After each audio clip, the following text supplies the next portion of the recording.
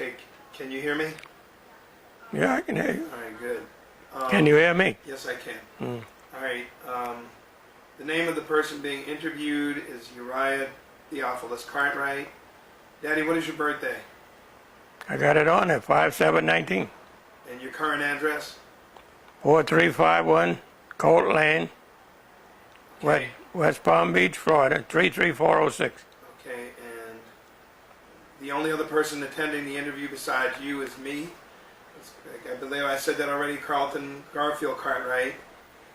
And I'm with the Children's Coalition Incorporated. We are the official archivist doing the interview for the Library of Congress. What branch of the service did you serve, Daddy? In the Army. And what was your rank? I was a T4. Okay, and where did you serve? Where did I serve? Yes, sir. Well, let me just tell the whole story and we'll get on with it, okay? Go ahead. That's fine. Okay, I'll tell you the whole story. We was, I was drafted in November 7th, inducted into the military on the 14th, and we went down to Penn Station a Saturday morning, got on the train, and they took us to Fort Dix, New Jersey. So we got into Fort Dix that afternoon, had us take off all our clothes, and we had walked through from one place to the other getting shots and measurements and everything, and this induction lasted until about 2 or 3 o'clock in the morning. Plus we had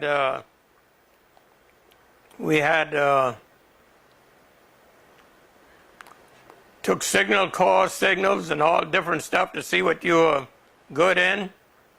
When we left, after we finished walking through naked, I forgot whether we had shorts on or just plain naked through this building. We went to the quartermaster spot and got, the first thing they gave us was a pair of long johns. And that felt like heaven. So after we got the long johns, then they took us to a barracks, and we stayed overnight. Sunday, that was a Saturday night. We slept they let us sleep late, and we got up for lunch Sunday and went to lunch. After lunch, we laid around the barracks until dinner time. Then after dinner, we went to bed, and the next Monday morning at 4 o'clock, they got us up out of the beds and had us put on our field jackets. They gave a field jacket. Put on your field jackets, and they marched us to the dining room. They put us on KP after we had breakfast, and we stayed there until working KP all day long, studied, working until 10 o'clock at night. After 10 o'clock at night, they released us and let us go home. Tuesday was the same situation, from 4 in the morning until 9 or 10 o'clock, because we were serving, they were bringing soldiers in by the hundreds.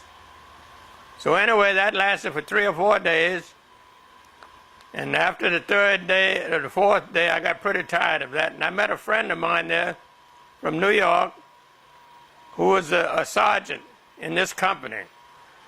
So I asked him, I said, was there anything else I could do around there besides doing KP? So he said, yes. He said, get yourself a pencil and a pad, and I'll give you a pen and pad, and all day long, all you had to do is walk around to the different tents and the units that were built and take names, and no one will say anything to you. So I did that the rest of the time. We stayed there 2 weeks, if I'm not mistaken.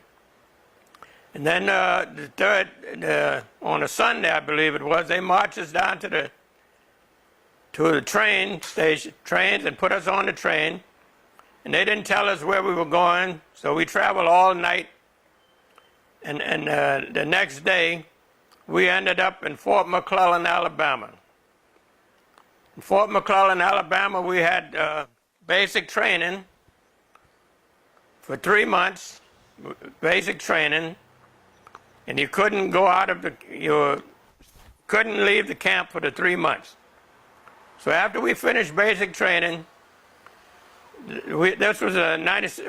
I was in the signal company, and after we finished basic training, they took all the soldiers and assigned them to different operations. So what they had in the signal company. So I became a radio operator, and I studied radio for the rest of the time I was there, and I was in the signal company. And I remember that the people in Anniston, Alabama, the little town outside of Fort McClellan, they didn't want the 92nd people there, and they wouldn't even serve in the stores or anything. So when you get a pass, we used to go to Talladega or Birmingham for the weekend. And the regular taxi drivers would not pick up a colored soldier, and we had, if you got caught delayed in Fort Anniston, you would have to walk home. They had a few cab drivers used to come into the company and take you, if you wanted to go to Birmingham or Talladega or any little town outside of Anniston, they would take you and guarantee you that they would come and pick you up Sunday night. So we did that for the rest of the time I was there. So after that, after basic training was over and we started studying school, I went to radio school every day, and then we took exercises, and that was it for the day. And one other thing I remember there doing basic training was that they expected everybody to go to church on Sunday. But you couldn't go on your own. You had to march to church. And after a couple of times, I decided I would rather not go to church than just march like a prisoner.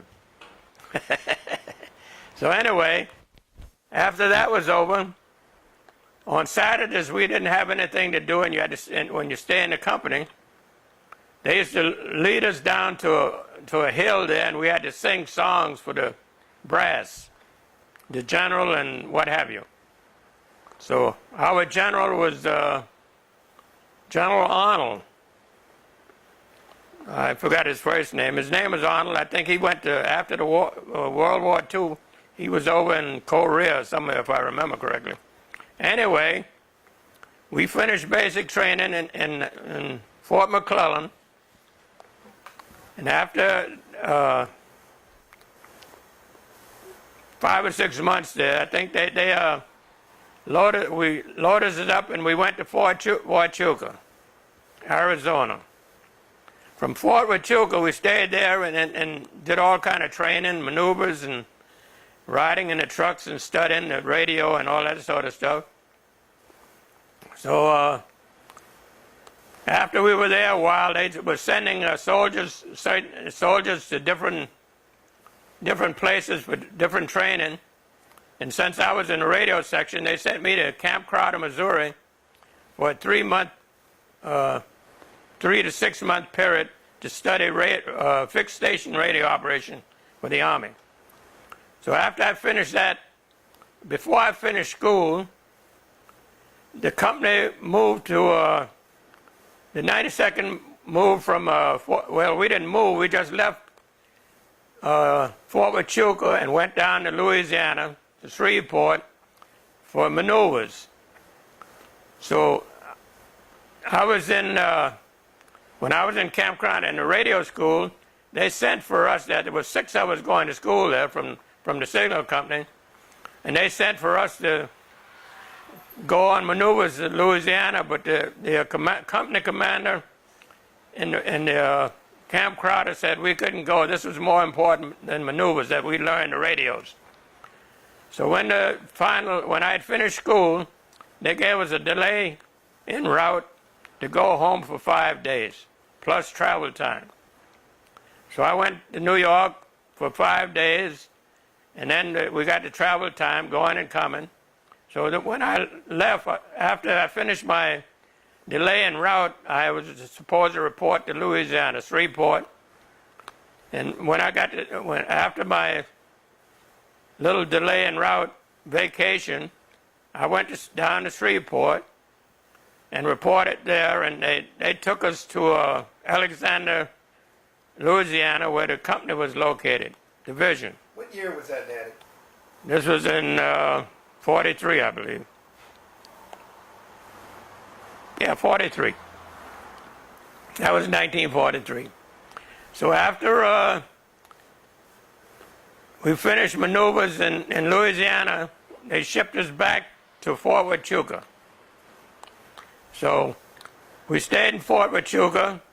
Then we got word that we were going to where the olives grow. So everyone knew where the olives grow was in Italy. So then we started preparing to go to Italy.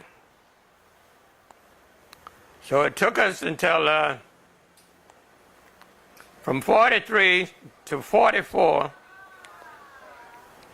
We prepared, and then we checked during that time, we were still maneuvering and riding all over the place, and then they had us check all the equipment, that if we found any bagged equipment, to tag it, so they would take it out, and we would have new equipment when we reached our destination. Anyway, when time came to Go on, Daddy. Oh. Anyway, before that, they gave everyone a vacation, and they had passenger trains come into Fort Huachuca, and took all the different days, took all the soldiers who were going east of California. They took us as far as Chicago on the special trains, and then after we got to Chicago, if you were going east to Ohio, anyway, you were on your own to get the trains out of Chicago to go home. So after I had my vacation, I came back through Chicago and went back home to Fort Huachuca. And then after everyone finished their vacation, we all started preparing to go to overseas to Italy. And as I said, we were checking all equipment. They had a certain amount of soldiers out of each company to check their company's equipment and their unit's equipment to see if it was working or not. Anyway, after we checked equipment and everything and tagged everything, then we got ready to go overseas. We had when we got ready to go overseas, they had special trains come in, and we traveled from Fort Huachuca to Norfolk, Virginia. So when we got to Norfolk, we were barracked there for a couple of days, and after a couple of days, I think it was on a Sunday, they came and got us, took us down to the train, and we had 6 or 7 ships, Liberty ships, waiting for us. So I remember when we got down to the station, to the port, to get on the ships, they had Red Cross nurses there to serve coffee and sweets. But when they found out the 92nd Division was an all-colored outfit, they packed up their goodies and left, and we got nothing. All we did is they put us on the ships, and everybody was pretty angry about it. But there was nothing we could do, and the captain of the ships had us pull out from the port and lay out offshore until it was time to leave that night, because he didn't want any trouble. So then we left Hampton Roads and traveled south down to the coast of Brazil and went across to to Africa from there. We were about 20-some days it took us to go across, and we hit a couple of hurricanes, if I'm not mistaken, and one lasted about 5 days, right after we started off from Brazil, headed for the African coast. So when we got over to Africa, we hit the Mediterranean, and we were supposed to land at Casablanca, Morocco, French Morocco at that time. So when we got to the port there, they signaled us that not to come into the port, and we were told that our next place of port was Augusta, Sicily. So we left outside of Casablanca in the Mediterranean, went across to Sicily, Augusta, Sicily, which was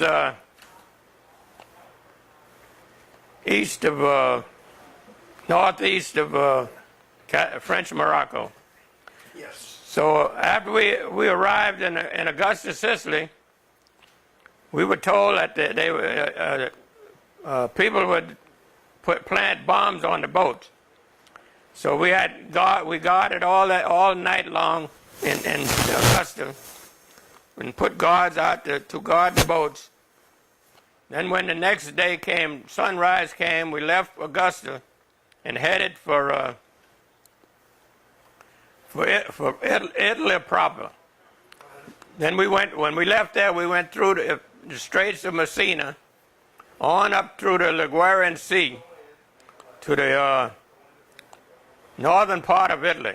We were headed for Leghorn, Italy. So I forgot what date we got into Leghorn there, but it was several days later. We were on the boat for 31 days anyway, so it must be 5 or 6 days from French Morocco. So when the ships, we had 5 ships, and when the ships started going into Lake Harbor, our ship was rammed by another ship, and we lost our anchors, so we couldn't go into port because you had to anchor in port. Therefore, we had to go back out in the Ligurian Sea and ride around all night until the daylight the next day, when we could come into the harbor and they could tie us down. So they claimed that a submarine had followed us all night, but I'm not sure if it was true or not. Anyway, we got off at Leghorn, port of Leghorn, and they put us in 2.5-ton trucks and took us up to city of Viareggio, which they said we were going to bivouac there. So we stayed in the Viareggio for quite a while. That was our camping point, and we were camped out there. And they used to shell us practically every night. The Germans used to hit us a few times in the day, but mostly at night. So we were living in tents. Okay, so we stayed there a while in the Viareggio area. That was old Italian seaport where they had beaches and everything. That was a summer resort town. So after we moved out of Viareggio, we went up into the mountains near Florence, a town called Fabrica, where they had a big Fiat factory up there. And we stayed up there a while. And I remember one incident we had there. We were living in it was a big apartment house. We stayed in the basement there. Some of the signal corps guys. And we were with the 370 Regiment at that time. And that was the 92nd Division, 370. And they had their company headquarters was in that apartment building in the basement. So one day I remember that we had to retune the transmitters every morning because they would drift at night. And one day I was out we had radios and 2.5 the weapons carriers. So I was out tuning up the transmitter this morning, and I heard some BAMs, and I had my earphones on tuning up the radio, zeroing in on with the signal. And when I heard these BAMs, I took it off, and the Germans were shelling us then. So I jumped out of the weapons carrier truck and ran around the corner to the basement. And no sooner than I got to the basement, another shell hit right outside on the street out there. So I jumped down, and the shrapnel ran over, but I didn't get wounded at that time. So we stayed in Fabrica for a while. And then on Christmas Day, not Christmas, Thanksgiving Day, the Germans started making a counterattack on us, and we left Fabrica and moved back down to Via Reggio. But instead of living in tents again, we moved into some buildings that were vacant.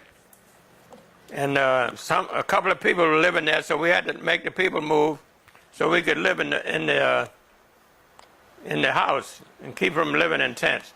So they put us right in amongst a battalion of tanks, and they shot all night long, continuous firing all night long, and that was pretty miserable. So after we finished there, we started to move up. This was in March or April. We started to go, they started a big push going up north against the Germans. And we pulled out there and went through a town called Pietrasanta. And after we left Pietrasanta, we went up to another little town that we stayed overnight there. And I remember that in this little house we lived in the bathtub, there was a big 500-pound bomb sitting straight up in the bathtub. But I didn't see that. I was so sleepy when we got there. We just got in there and went to sleep. I didn't see the bomb until the next morning. So when the morning came, we had to move anyway. So we got out of that place and went to a little mess hall they had there and had breakfast. Then we pulled out again and headed for a little town called Massa. So we went into Massa, and when we got into Massa, the Germans were shelling Massa, and I was walking in the street there, getting out of the truck because our truck got hit. The tires blew out on it, and we were going into a little torn up building there, and as soon as I got on the sidewalk to go into the building, another shell hit, and I got hit a piece of shrapnel in my right thigh. So that's as far as I got. I stayed there, and till the medics came and got me, and they took me back to the rear and to a field station, and the guy checked my wound and gave me a shot and everything, and then they took me to the field hospital, and they operated on my leg there.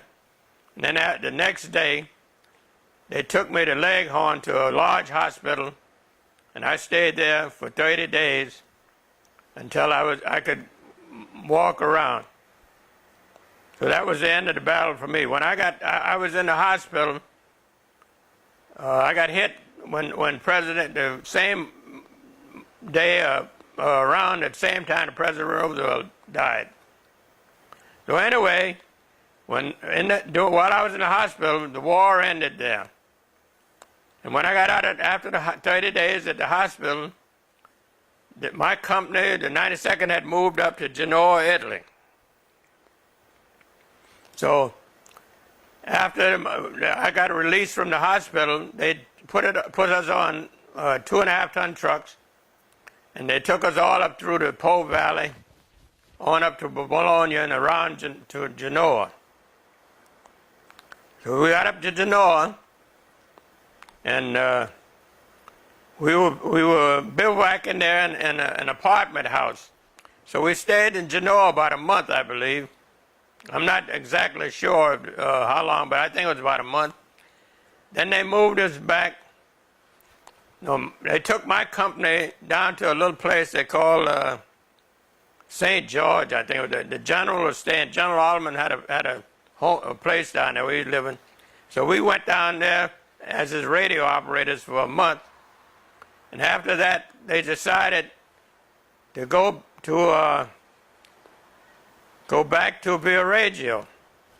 So they sent, I was with the radio truck, so they sent my team ahead to work in La Spezia for a month to communicate in between the troops moving from Genoa back to Viareggio.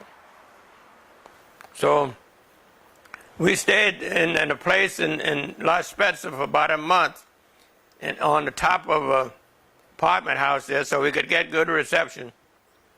And in La Spezia, they had all kind. It was like a seaport, and they had all the sunken ships in the harbor there, and they couldn't use the harbor. So anyway, we stayed in La Spezia for about a month, and after that, we got orders to close up shop and go back to Viareggio, our headquarters. So when we got back to Viareggio, they took us outside of the town, and they had set up tents for us to live. And then they came out with the orders that anyone who had 60 points could go home, and you got points by how much time you had been in the you got a point for each month, I believe it was. Plus, if you got wounded in it, then you got 10 points extra. So by me, I had the points for years. By getting wounded, it gave me 60 points to come home with. But most of the soldiers, the 92nd, they got recruited to go to Germany. It took them all to Germany. And we stayed in the ones with over 60 points and the one who were wounded who had 60 points. We stayed in a camp there until it was time to come back home, to come back to America. So I think it was way up in November. From this was the summertime, up in November when the ship finally came to bring us back to the States. And that was a rough trip, because going over we had round bottom boats and Liberty ships, and they would go from side to side, and you thought that when they went one side to the other in the rough water, they would pick up water. But anyway, when we were coming back, we had a flat bottom boat.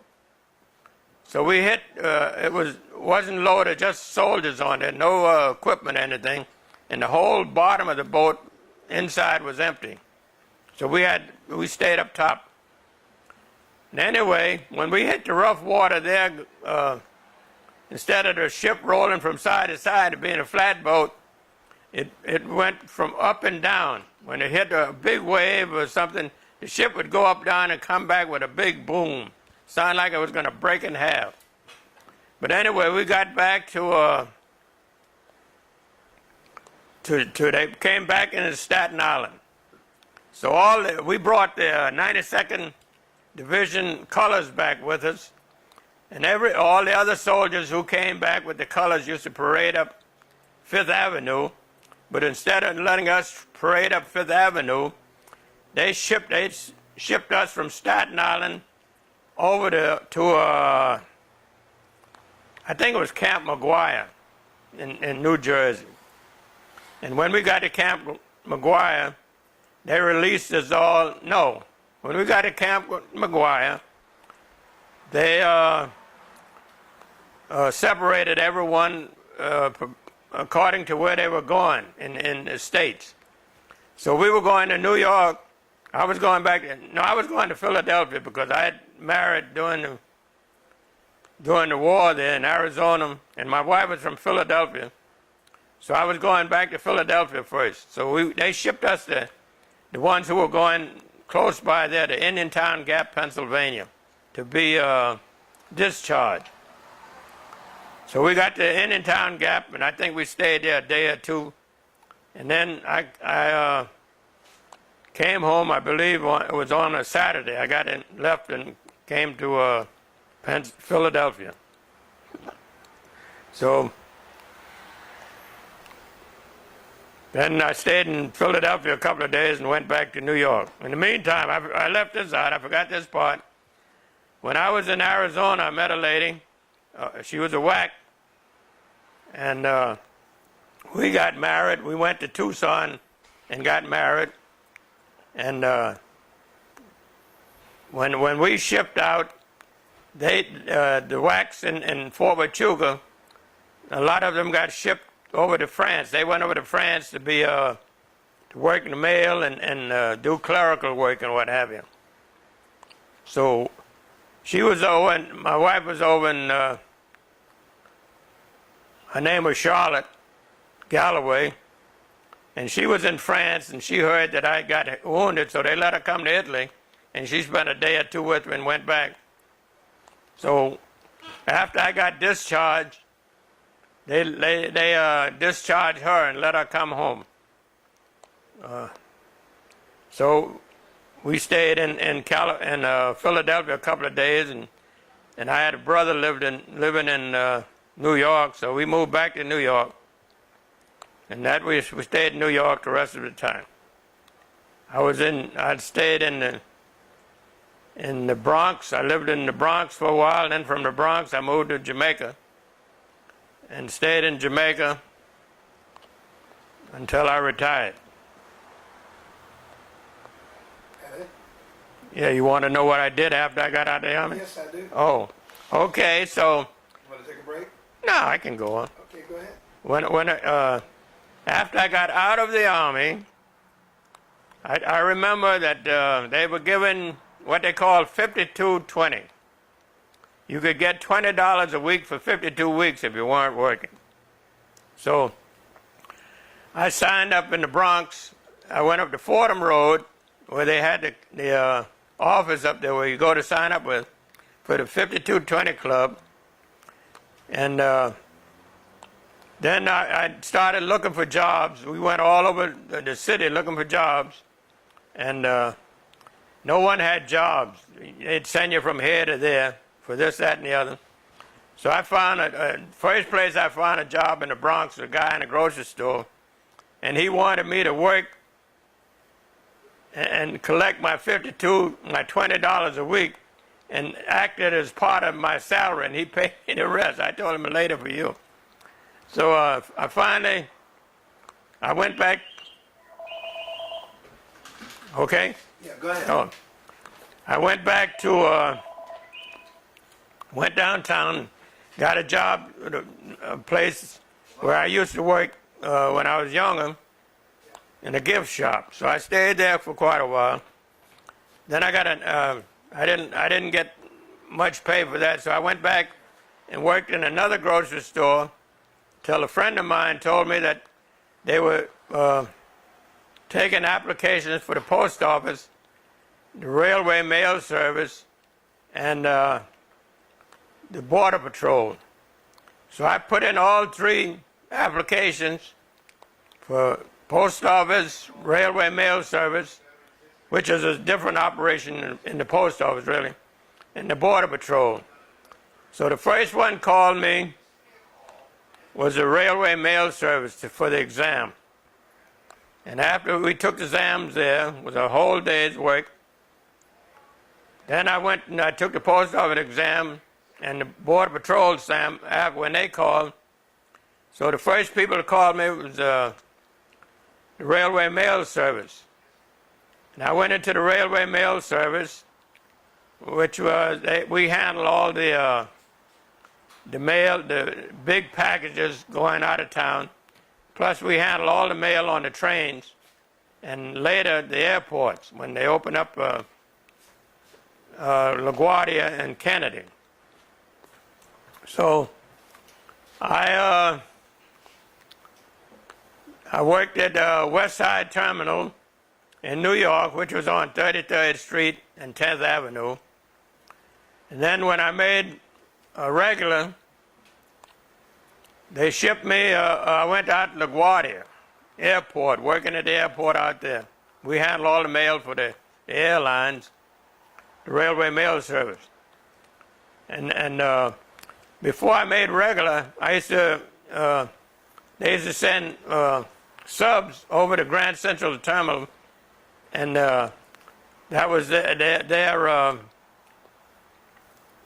I can't think of the name now, but the people in Penn Station had the Pennsylvania, worked in the Pennsylvania Station part of the railway mail service, had charge of the Pennsylvania train. So they sent me over to work on the letterbox at Grand Central and service the trains that came into Grand Central, like New York City, New York Central, and the local trains. We checked all the mail trains that coming in and the storage trains. So when I made regular, I went out to LaGuardia Airport and we worked out there. Then after we were working there a while, they opened up Kennedy Airport, and I went and worked in Kennedy. So in the meantime, I put in for the railway to work on the trains. And that took quite a while. And the first job I got working on the trains was a 5 and 2 from New York to I forgot what name of the line. But anyway, we went to, I'll think of the town after a while. We went up through Bedford and then Chappaqua and all those places, Pleasantville. I can't remember the name of the line right now, but maybe later. So anyway, I worked at a 5 and 2 a while, and that was really a heavy job because I had to be to work at 5 o'clock in the morning, and sometimes we didn't, and come back, and you go up on a morning train and you come back on the evening train and get in until 10 o'clock at night. So a lot of times I used to stay right in the station and sleep in the railroad car, rail post office. I would go home sometime, but I'd only be home a few hours before I'd come back. So that lasted about 5 or 6 months, I believe. Then I got lucky. They were closing this train down anyway, and I got lucky. And they called me up, and they had an opening on what they call a shoreline, to go from New York to Boston. And I got on the shoreline, and I stayed there on the shoreline from the 50s until, I think it was 52 or 53, until they cut the trains out in 71, I believe. They're Republican people. But I'll tell you a story about the post office and how they pull angles. When Eisenhower became president, they wanted to surveys and cut out certain jobs to make things look better, that you weren't doing anything. So my first experience was with the survey team, these government people who came around to survey to see what was going on, was I was working at LaGuardia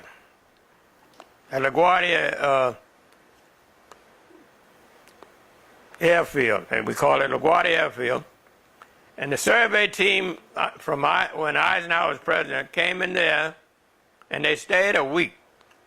And for that week, I'll tell you, before they came in and after, we used to have so much mail come in there, starting starting probably at 1 or 2 o'clock in the afternoon, that we worked all night long with mail, and the guys in the day tour came in. They had to do the cleaning up, and a lot of times they hadn't cleaned up the day mail before we came in on the tour at 3 o'clock. So they stayed for a week, and we got no mail at all, just the little mail that came in from around the Long Island City and what have you. And as soon as the survey, and then they said, what do you guys do all the time? So where's all the mail? And they knew where the mail was because they had to go into Newark or somewhere, or holding up in GPO. The week they left, right after they left, the next Sunday, the mail started coming in. So anyway, when I got on the shoreline, I left LaGuardia Airfield, and I went on the train. And they pulled the same stunt on the train a couple of times. They would come on a train, because they went to all the trains, shoreline, and we had the New York Central and the Pittsburgh run on the Pennsylvania and the Washington run. So anyway, when they would survey a train, we used to get, I average on my train from Boston, we used to get average 100 pouches. And then we pick up mail at Providence on down the line, and the same thing going from Boston, going from Grand Central Station up to Boston. We were overloaded with mail. The week these guys surveyed us, the train they were on received no mail at all, maybe one pouch from each place, which was probably a little registered mail. So this went on for a whole, and they pull that stunt on us all the time in order to say that you weren't doing anything to cut down on the train. So finally, they surveyed us out of business, more or less. They cut down on the trains going to Boston. Cut out so many trains. They cut out so many trains. The guys, what they call it, New York and Chick, they went to Buffalo, New York and Chicago. The New York crew went as far as Buffalo. They cut down the Pittsburgh guys going to I forgot where they went to Harrisburg, I believe, from New York. And then they picked up another crew there.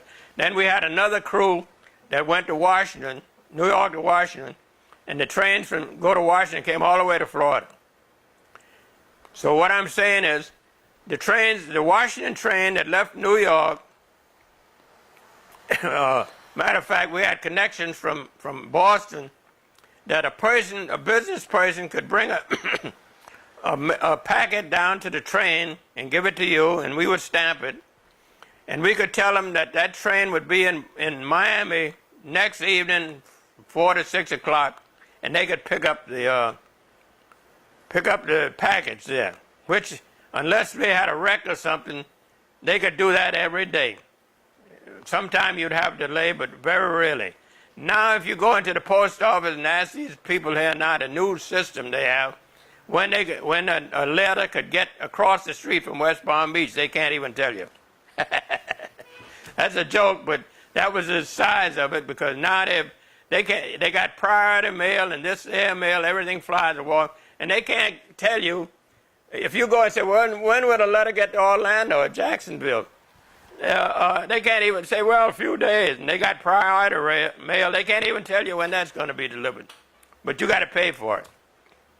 So that's the system. Then I stayed in service. I retired in '74. I served a few years in the post office in New York. First, when I got off the train, I went into PCC in Long Island City. They had PCC. We worked all the Army and Navy mail there, and so we had time clocks in every different room. We had huge rooms. PCC was a huge place, and plus they had Long Island City mail. They worked on one end there, Long Island mail. So we worked there. Then when they got word that they were going to close up PCC and ship the mail I think they shipped it to Newark, New Jersey, somewhere. Anyway, they were going to close up PCC, and we were all going into the New York Post Office, Grand Central Station, GPO in New York. So lo and behold,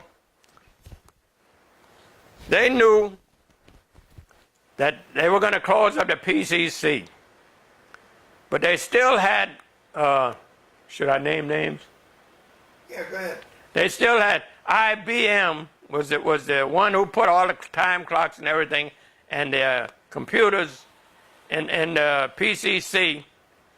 And although they knew that they were closing up PCC and tearing it down, they had IBM come in and put in all new clocks, time clocks, and all kind of computers and everything for a waste of money. Because they closed the place down, and what happened to all the clocks? Anyway, I went from, because I knew some people in GPO, I mean not in GPO, in Grand Central Station. And I went there first, and I stayed there about a week because the supervisor there, even though I became a supervisor, when I got off the train, I took the supervisor's test while I was on the train. When I got off, they made me a supervisor. And when I left PCC, I was a supervisor at PCC. When I left PCC, I volunteered to go to a Grand Central Station first. So we got to Grand Central Station, and the superintendents in there treated the guys like we were prisoners of war or enemy or something, the way he acted with us. So I stayed there a couple of days with that stuff. Then I called the office in GPO and asked if I can get a transfer over there. So the guy said yes. So What guys did they treat like they were prisoners? supervisors, the new supervisors who came in there. Oh, okay. You understand what I mean? And they put everybody on the morning, the night tour, from they call it the morning tower, but it starts at 12 o'clock at night. So 12 to 8. So all the new supervisors came in, got the midnight tour. So I called over in the GPO and asked for a transfer over there. I called the main office. So they said, okay, starting Sunday, which is the beginning of the week, you transfer to GPO. So I stayed in GPO until I retired in 74. And I retired. You want to know the rest of it? I retired, and